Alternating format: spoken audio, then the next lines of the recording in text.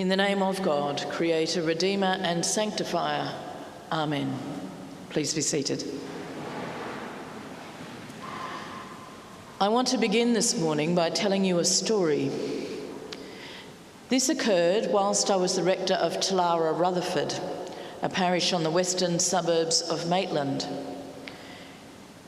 I was the rector there from 2005 till the start of 2013, and this story happened during that time. Talara, Rutherford was then a very white Anglo-Saxon community.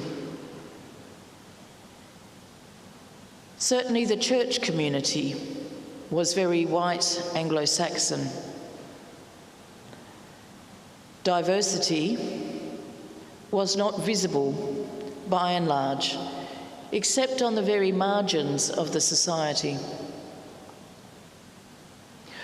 One Sunday morning, as I was at the second service, a young Chinese woman walked in with her friend. Immediately, we knew she must be a visitor, a stranger.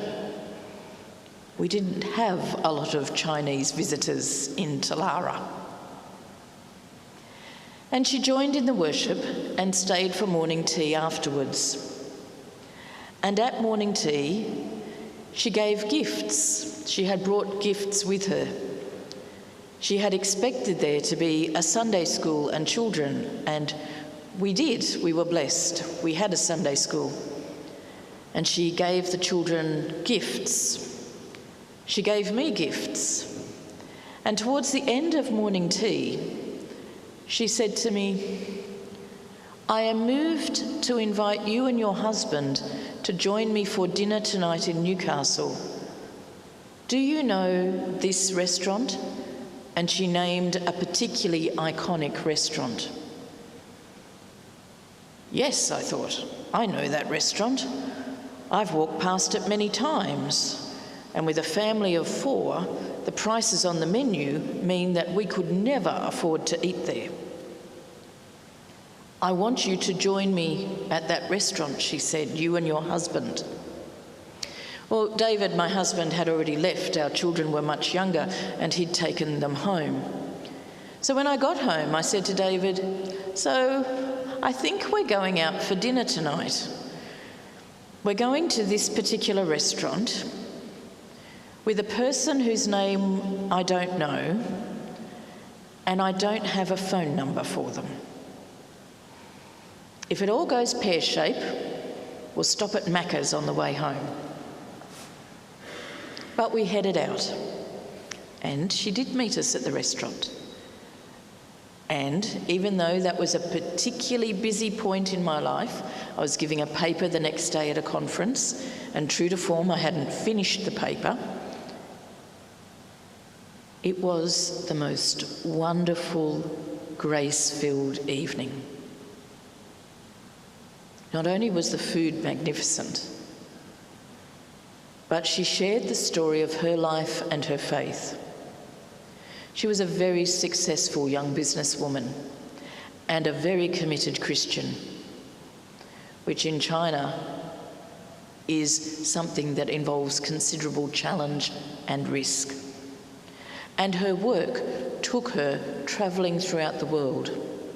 And as part of her faith, she had made a commitment that wherever she went, she would find a local congregation and worship with them, and she would give out of her blessing to support and bless that community. She will never know how much that blessing that she gave to me that evening meant to me at that time and in that particular phase of my ministry. She will never know. I'm still not sure of her name. And at the end of the meal, she gave me bags of gifts for the Sunday school, bags of resources, bags to support the ministries that we exercised in the parish. There were physical blessings, yes, but the real blessing was the message that she gave and her sharing of her story. It was, even as I tell you that story now, a most surreal evening. And I have no doubt that in that moment, I dined with an angel unawares. For the word angel means messenger, bringer of good news, coming from the word angelos. We have the word gospel, euangelios. The word for evangelism comes from that, meaning a messenger of good news. And when we look in the scriptures at the appearances of angels, they bring, ultimately, a message of good news. But that message does not come without considerable risk and challenge. It is no surprise that the first words that the angel often utters is, "Do not be afraid." Because as I said, this is a message ultimately of good news, of great news, but there is risk and challenge involved. Take the Annunciation, for example. This is a message of great news, good news for all the world, but it comes with risk and challenge for a young unmarried woman in a small village community. The angels to the shepherds, "Do not be afraid. Leave your flocks in the middle of the night at the most dangerous time. Leave them unattended. Go and see this newborn baby." Do not be afraid. Of course, the thing is with the angels, like the angels, the three strangers who visit Abraham and Sarah, that great Rublev icon, are we open to entertaining angels unawares? I read a really challenging reflection this week that said, when we think about angels, strangers, unawares in this context, when we think about those that traditionally often bring us this good news out of an unexpected place, they are the people on the margins. We hear that in our collect for today, the poor and the outcast. But they are marginalised to us who name them thus, who place them there. We are complicit in their marginalisation.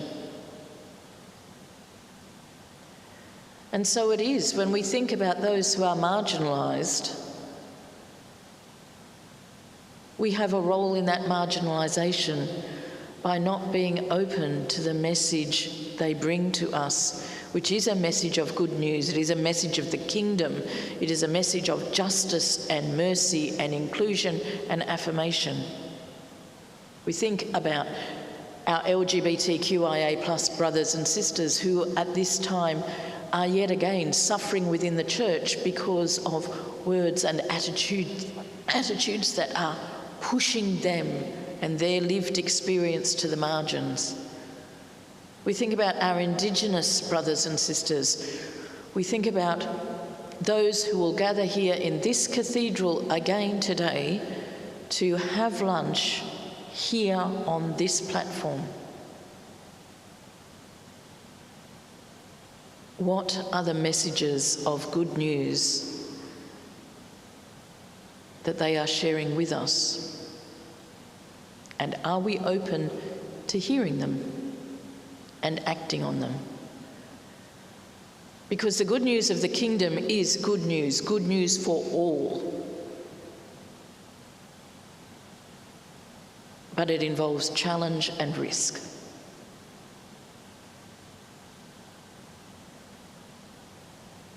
If we, and we do, want to honour the presence of these messengers of good news, then we must be open to hearing that message. And like Mary, responding with a resounding yes. For as I've said before, ponder the consequences if Mary had said no. When we hear messages of good news, the good news of the kingdom, but they challenge us to take a risk, ponder the consequences of saying no. Amen.